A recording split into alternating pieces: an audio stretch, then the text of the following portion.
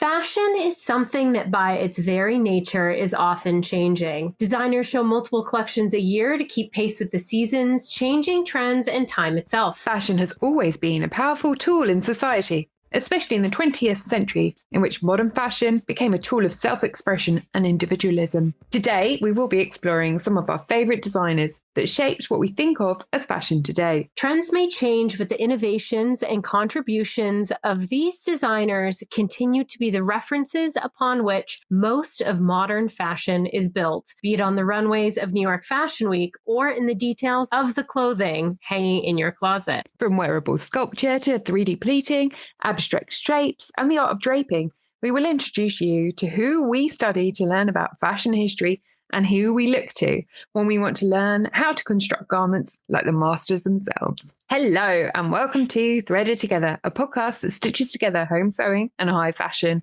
We're your hosts. I'm Tracy.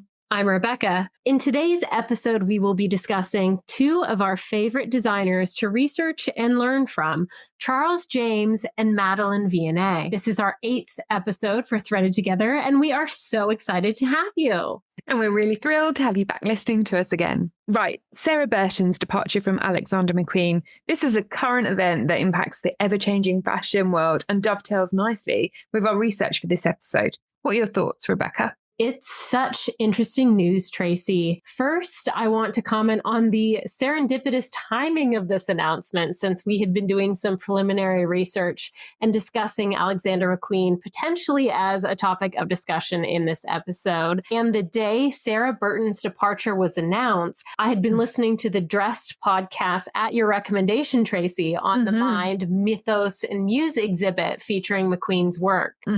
What makes this discussion so interesting is that the McQueen brand is one of the only two late 20th, 21st century designers to have their own label become a brand that lives on past their death, the other being Vivienne Westwood. Okay, so the Mind, Mythos, and Muse collection positioned McQueen's work as fine art, showing both the references to historical movements and fashion, juxtaposed against works from the museum collection that cover similar topics. When Sarah Burton took over McQueen, her references and inspiration became McQueen's historical work itself, as one would expect, carrying through lines to previous collections and inspiration. Now, Tracy, one of the first things you and I did when we launched this podcast was visit the Alexander McQueen exhibit on Bond Street at the top of their shop there that shows the most extraordinary examples of how Burton not only referenced Lee McQueen's work, but deeply understood his ideas and helped translate them in different ways and evolve them over time. However,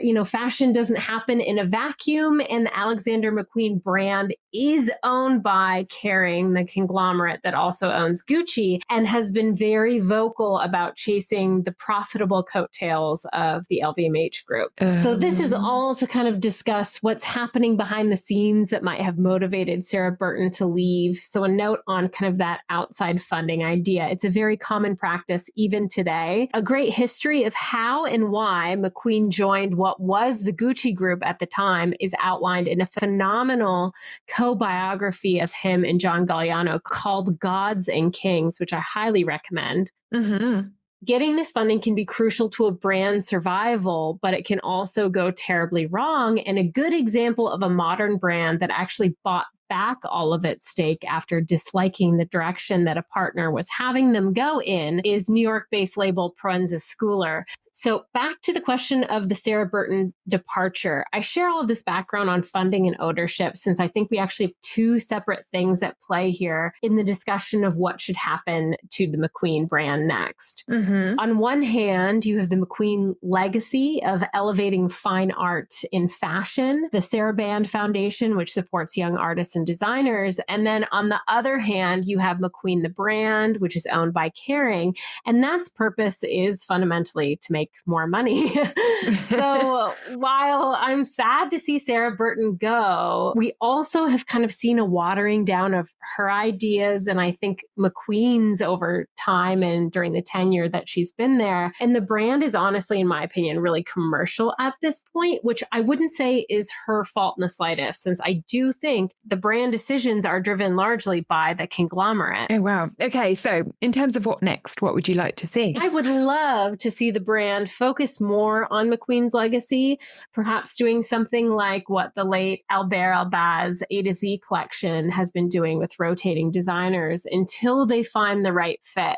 A lot of the names that I've been seeing tossed around on social media might have a surface level similarity to McQueen's previous aesthetic. But I think what was truly unique to what Alexander McQueen brought to the brand was his ability to distill his experiences in artistic references down and translate them through a garment in a way that makes you question whether fashion should be considered fine art. And that's what you're really taught in like fashion schools, but it doesn't really sell the handbag, let's be honest. So we'll see what happens, but I think the future, unfortunately, will probably be more aligned with building Alexander McQueen, the brand, to the detriment of the Alexander McQueen legacy. And that's a very long-winded answer to that, Tracy.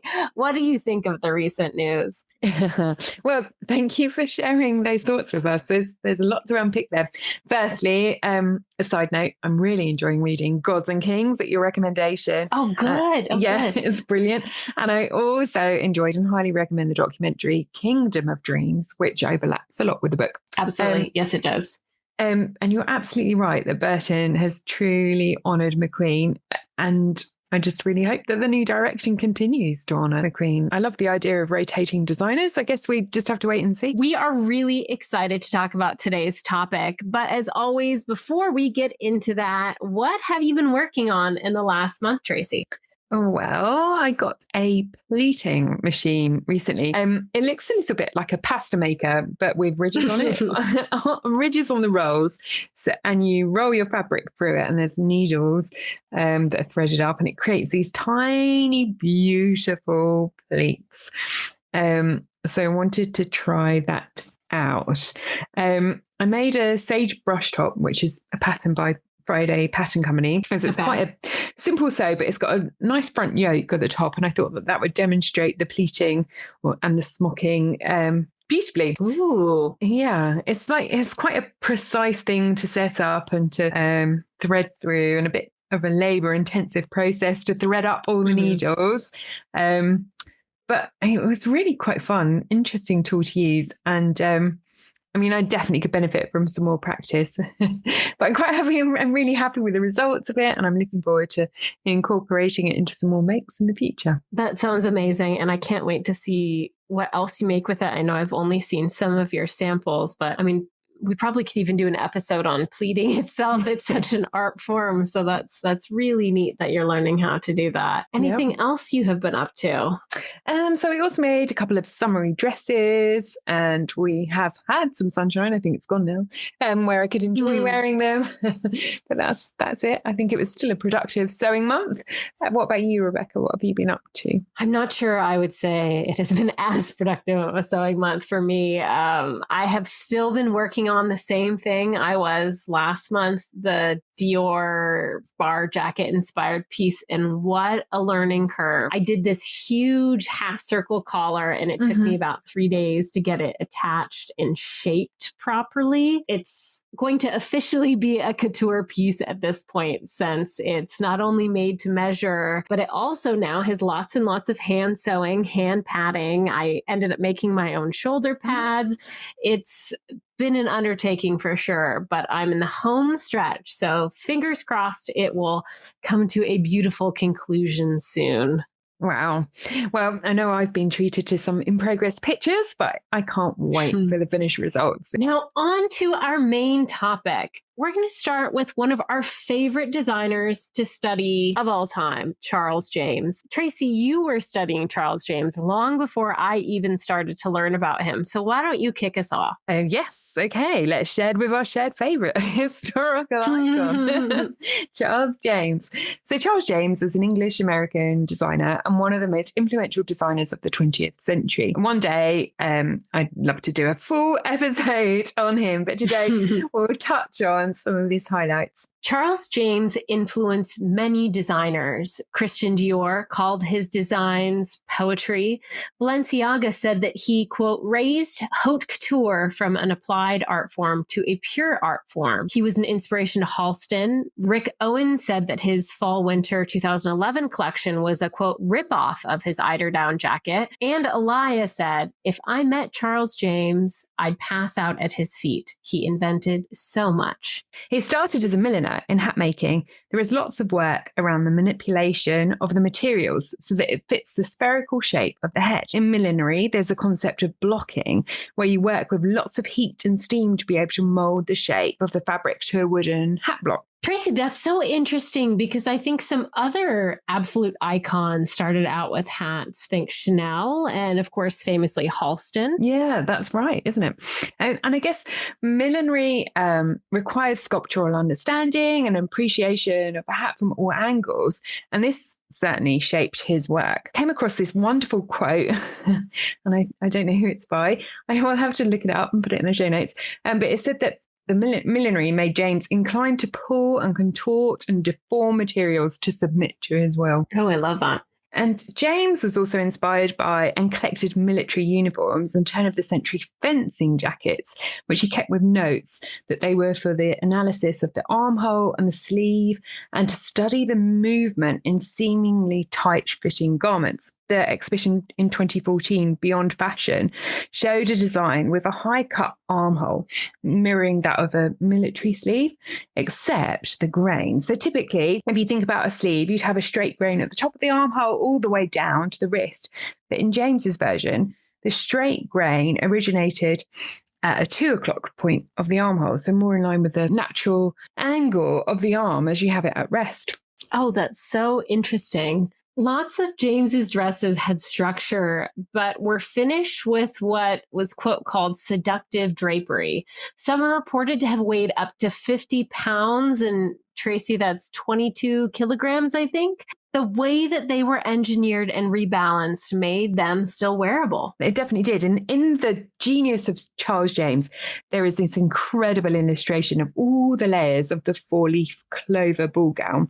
And it includes, and I don't think I can even list them all, but it includes an underbodice, boning, mesh, petticoat, under petticoat, slip, peplums, flounces, and all of those adding to create this incredible shape. And Tracy, you sent me the photo of that and also the amount of materials used and the innovative materials used for the time frame was really interesting in that as well. Yeah, completely agreed. So James had his own system of pattern cutting designed from the body out, addressing the female form as a series of volumes and measurements. Jan Reeder at the Brooklyn Museum collection said that he developed his own methodology based on mathematical, architectural, and sculptural concepts as they relate to the human body. James said, a cut in dressmaking is like grammar in language. A good design should be like a well-made sentence and it should express only one idea at a time. Ooh, so poetic. So a few of the systems that James used included the waist was cut on the curve. So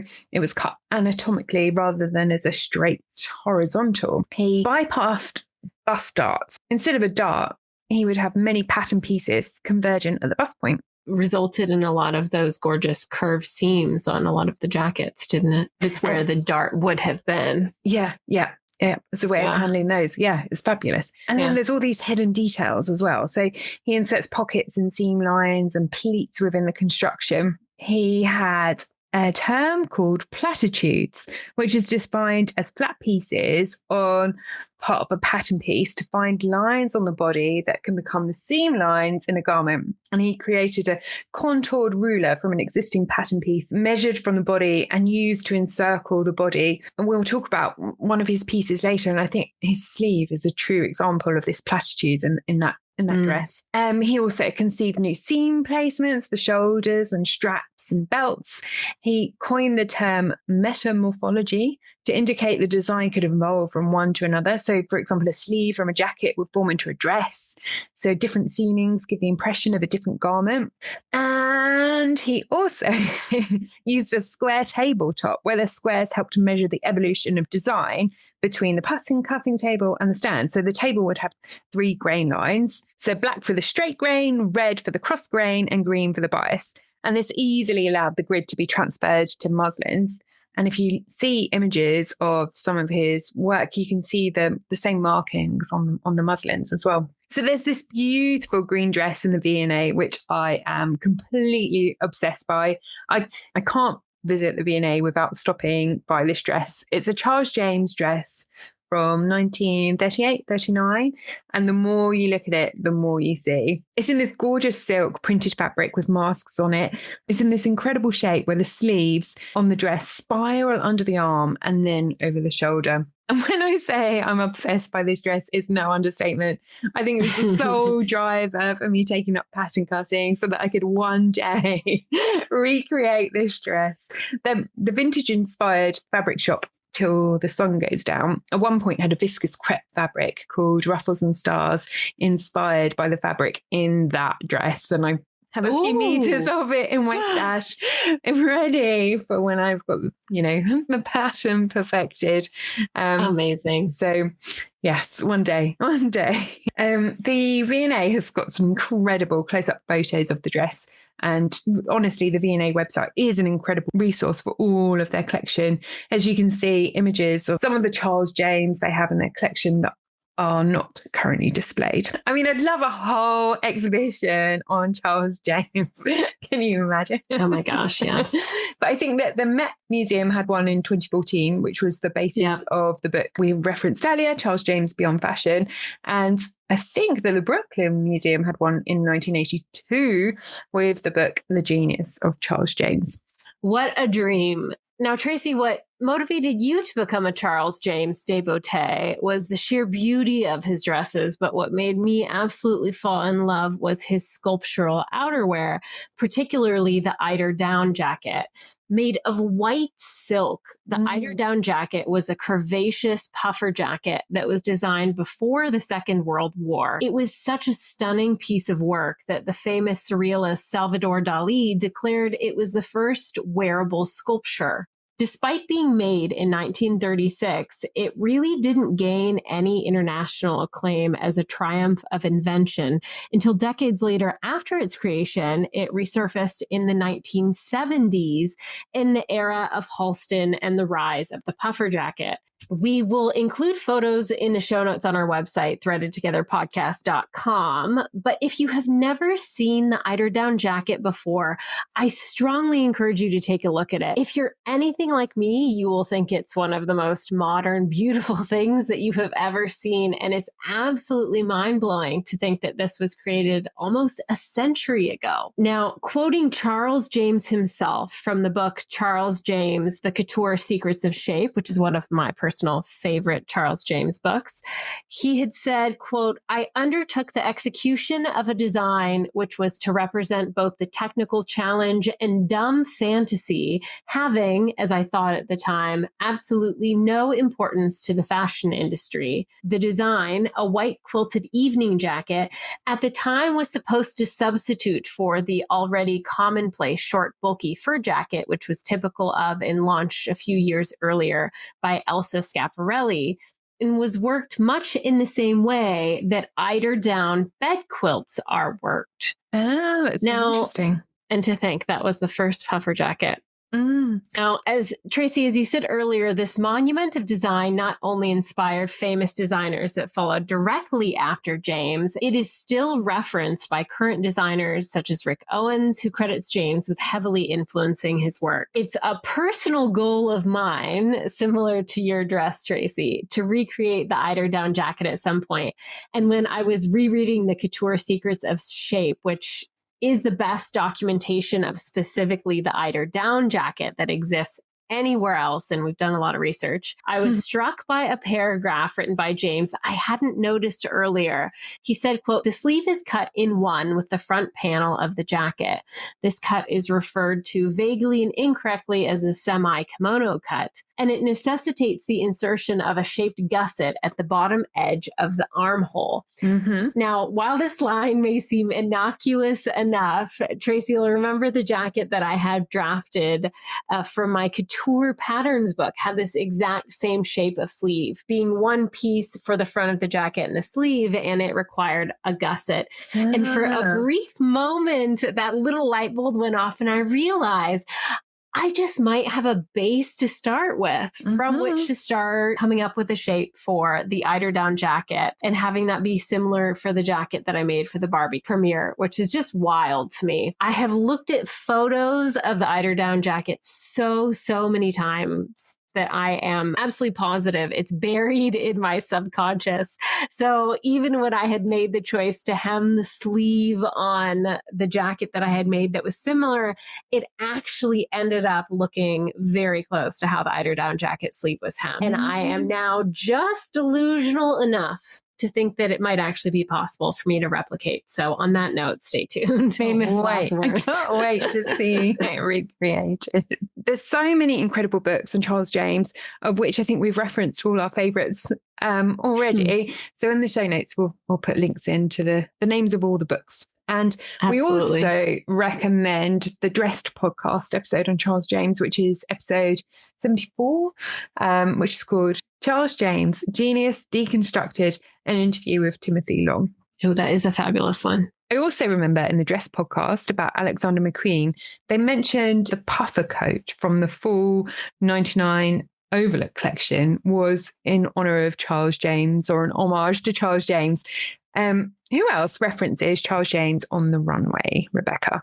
Yes, I looked up that collection at your prompting, Tracy, and the puffer jackets are clear references to the eiderdown jacket. The shape is almost exactly the same with a closure in the front, very, very minor changes. Charles James's work was so seminal to the modern fashion industry that his influence can really be seen in so many different places. If you look at later McQueen collections in the shaping of shoulders and the waist, and even in the way that McQueen even just did a lot of his jackets without shoulder seams, you can see even more interesting thread lines of the influence that James had on McQueen. One of the most famous inspirations, of course, is Christian Dior is said to have been inspired by Charles James's reinterpretation of the Victorian era silhouette when he created the new look, which is quite possibly one of the most influential moments in 20th century fashion. Yeah. The new look featured a nipped in waist, an organic curve to a jacket, and a full circle shaped flare at the bottom of the jacket or a skirt. Speaking to current trends for this upcoming year, we've seen the oversized blazer shape that was so popular shift and find the waist of the wearer, creating a more figure hugging shape that is always mentioned alongside a reference to Dior's infamous creation, which was again a reference to James. So you can see how the influence of Charles James through different designers over time is pretty pervasive. Earlier, we also mentioned the specific influence of the eiderdown jacket on Rick Owens, but not only was that influence shown in the mid 2010s, it also recently reappeared in his fall 2023 collection with a series of jackets that explored very obvious referential silhouettes to the famous James creations, a little bit out of proportion and oversized. And I'll definitely include some links in the show notes. You will absolutely see how those are very clear references. Now, Tracy, when we first began discussing this episode, I was thinking of which designer silhouettes and shapes reminded me of Charles James, and Thierry Mugler kept popping into my mind. So I did a quick little Google search, and there wasn't much, but just an interview with the designer, and he explained that Charles James was a major reference without going into too much detail. But I was looking through the Kyoto Costume Institute's fashion history book, and there was a stellar 2-page spread on Mugler's curved shoulder jacket series, one of which being the very famous rainbow colored jacket.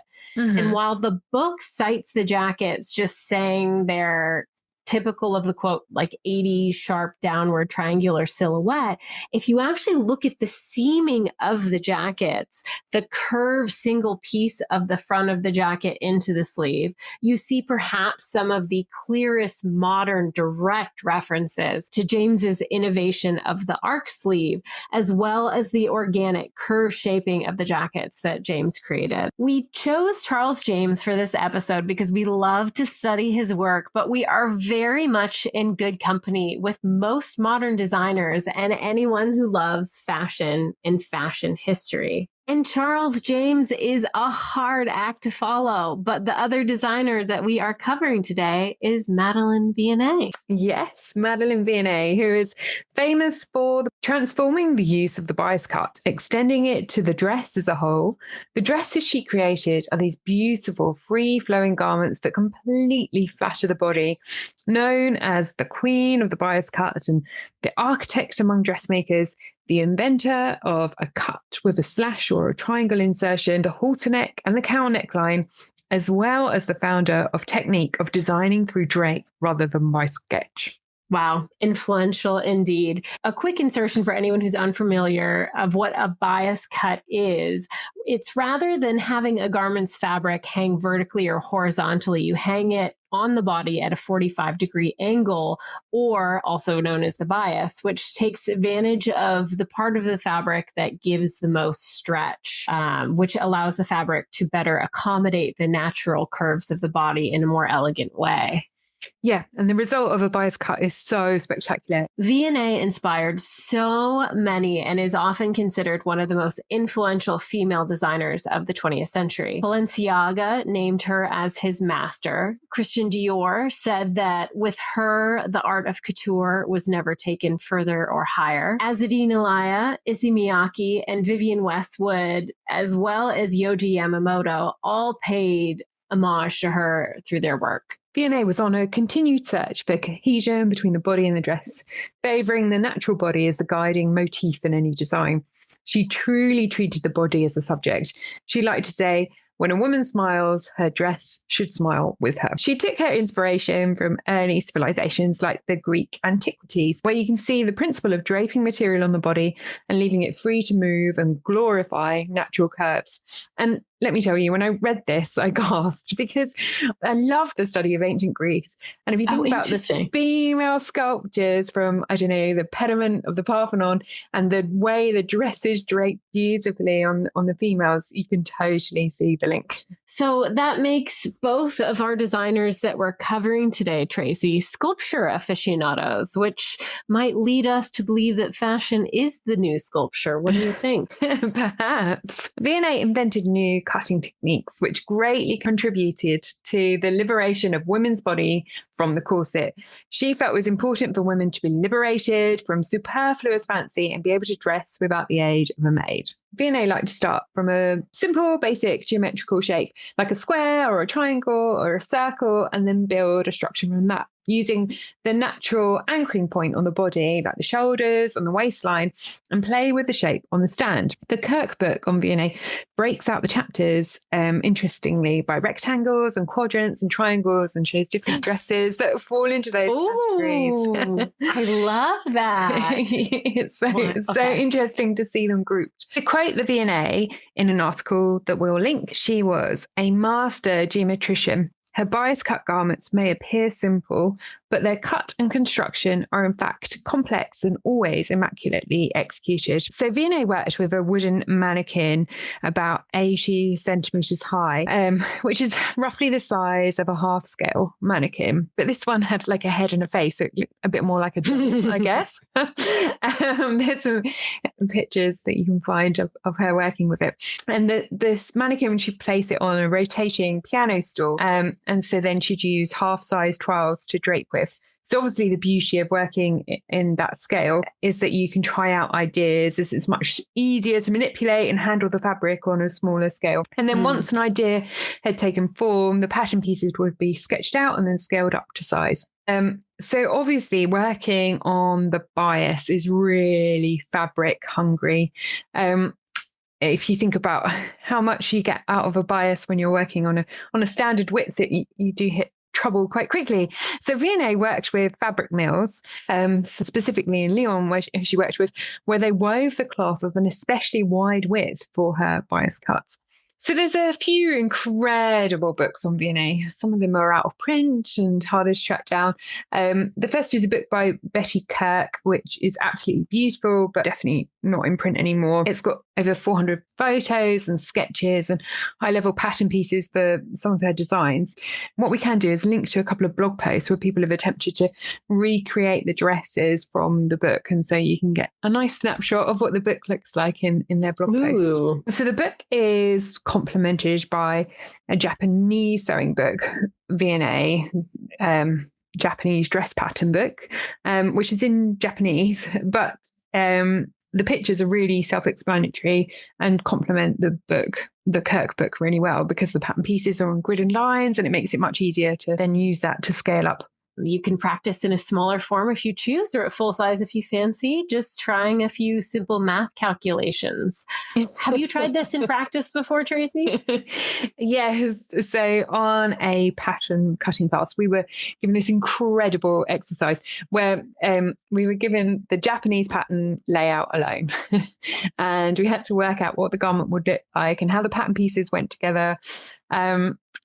From this flat lay plan, and it was such a fun and tricky and difficult exercise, but made us really think outside the box as to how everything went. And then after that, we kind of scaled it up and tried making it in half scale. It was a really excellent exercise. Oh, how fabulous. That sounds like the kind of puzzle I would actually enjoy doing.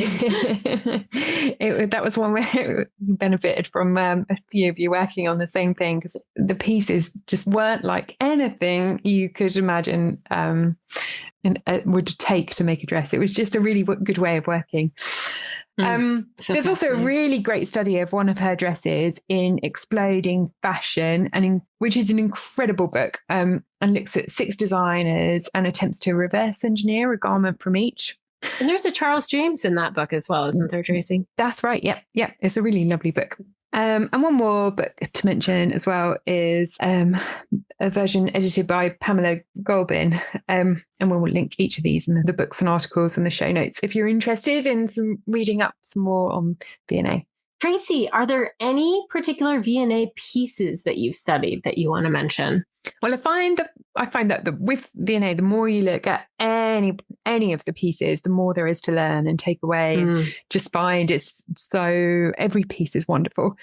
I've spent quite a lot of time looking at one of the 1935 dresses that was made in a white wool.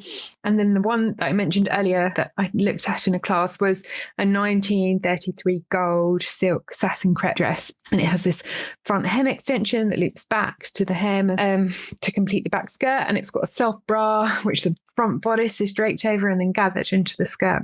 And what about you? Do you have a favourite Vionnet? Well, I was looking through the Costume Institute's Vionnet collection online, I think the New York Met.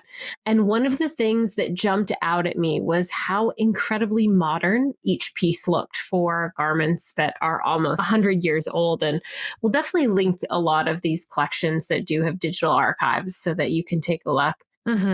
There are just so many novel ideas, like an empire waist dress done in a way that takes it out of kind of that historical context, makes it feel very easy and fluid, something that Givenchy famously referenced, and then later Vivienne Westwood, and perhaps equally famously, McQueen for Givenchy and John Galliano also referenced it for Dior. So lots of through lines of fashion history there. when we think of more modern designers that are famous for draping, Halston, of course, springs to mind. He openly cites Vionnet as one of his biggest influences. In fact, flipping through the Met's catalog, there were so many dresses that if they had been in jersey instead of silk, I would have sworn they were Halston. But it's also the mastery of Vionnet that she was able to create such ease in a silk garment with absolutely no real stretch, just using the bias. And then Halston was later able to evolve that from a materials perspective later in the century. Another look that I was taking a peek at that really caught my eye in the Met collection was a cape from 1933 that Vionnet had created, and I'll link that also in the show notes. The fabric of the cape is shaped like a fitted hood around the head and then drapes forward on the body, but it has just an absolutely singular kind of impression and appearance. I found a Vionnet quote that I loved from the slightly dated Take It With a Grain of Salt book, the McDowell's Directory of 20th Century Fashion, which also happens to be a favorite book of Alexander McQueen, but that's for another episode. But anyway, Vionnet is quoted saying, "You must dress a body in fabric, not construct a dress." Interestingly, the author also goes on to equate the philosophy of that quote to, at the time, the emerging influence of Japanese fashion designers. And going back to the cape piece, if I showed it to you today and asked you who designed it, you'd likely say someone like Rei Kawakubo for Comme des Garçons or any of her contemporaries at the time. Another great reference is the Fashion History book, which includes pieces from the collection of the Kyoto Museum Costume Institute. And they explain that Vionnet was interested in Japanese, apologies, I'm going to butcher this pronunciation, in Japanese ukiyo-e paintings and kimonos and collected them, and those influenced her work as well. One of the Vionnet pieces that's referenced in that book is a dress out of silk crepe with a straight silhouette and a boat neck. But what makes it so special is it's covered in small, all over wavy patterned pin tucks to, quote, look like the mark of a rake in the sand garden of a Japanese Zen temple. In addition to inventing drape on the bias, Vionnet was also a pioneer of fabric folding and mastery